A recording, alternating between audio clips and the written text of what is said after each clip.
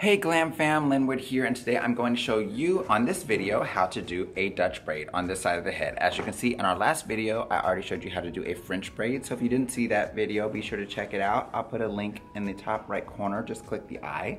And on this side, I'm going to show you how to do a Dutch braid, known as a visible braid.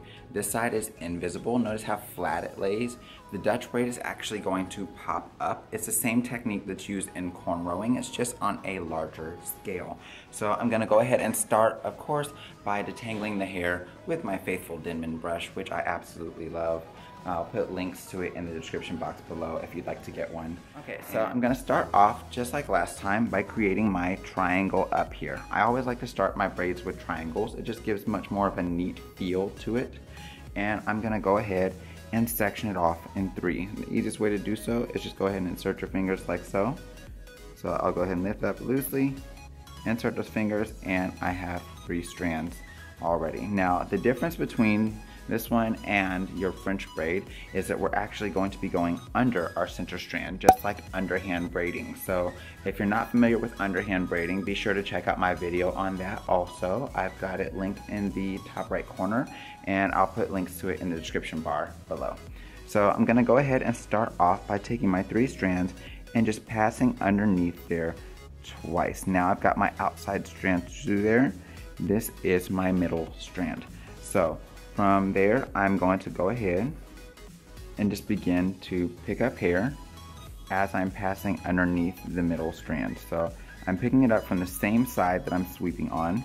It'll lay a bit more flat that way. So I'm just gonna go ahead, pick up, add to the outside strand, and sweep right on under the middle strand. Going back to this side, picking up a bit of hair, I'm adding it to that outside strand that I'm going to sweep under, and I'm just going to go ahead and sweep it right up under the middle strand.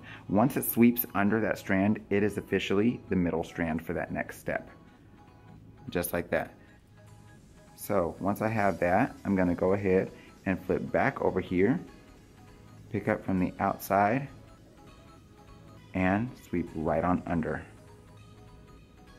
Picking up a bit here, adding it to my outside strand, and sweeping under. Now as I continue to do this, you'll notice this braid will get a bit thicker and it will pop up quite a bit more. This is really cute for like little girls hairstyles, things like that, because it's just a very defined braid. And I absolutely love the look of your Dutch braids. They just, to me, have a certain regal look about them that I really enjoy. Of course, as always, the smaller the sections you pick up, the more professional your braid is going to look at the end of it. So if you want it to be even more professional looking, instead of taking the size triangle I took up here, you could actually take one that was even smaller. That's a key difference between your professional braids and your non-professional braids, is that the professional ones are going to be focused a lot more on neatness and the size of those subsections that you're picking up. So if you'll notice when I'm working on that, I don't just pick it up and toss it in there. I actually go through and I detangle a bit with my fingers just to ensure it lays as smooth as possible and it lies flat and nice right up underneath there. So to me, it just makes a huge degree of difference in the outcome of your braids.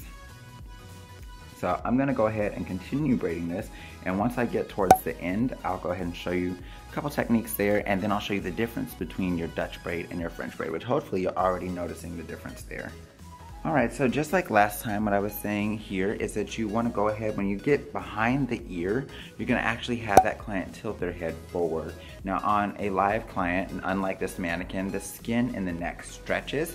So as they tilt the head forward, that skin in the neck is going to stretch, allowing you to get this braid nice and snug.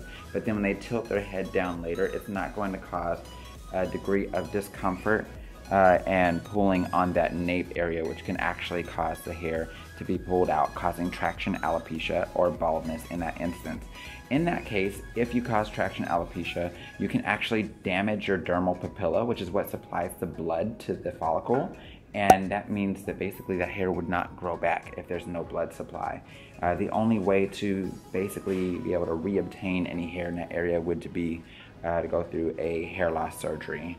And most people definitely don't want to go through that. So just exercise caution when you're braiding. It needs to be firm, but not to the point of it being uncomfortable for your client or with a huge degree of pain, because it's just not worth it, honey. It's a look.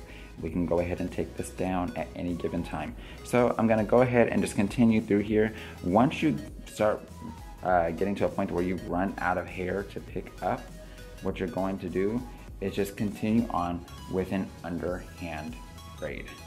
So now that I'm at the end of this section, I'm just gonna go ahead, let me turn her a bit for you and move her a little bit this way so you guys can see. Don't mind my background noise. I'm doing this in my cosmetology lab right now.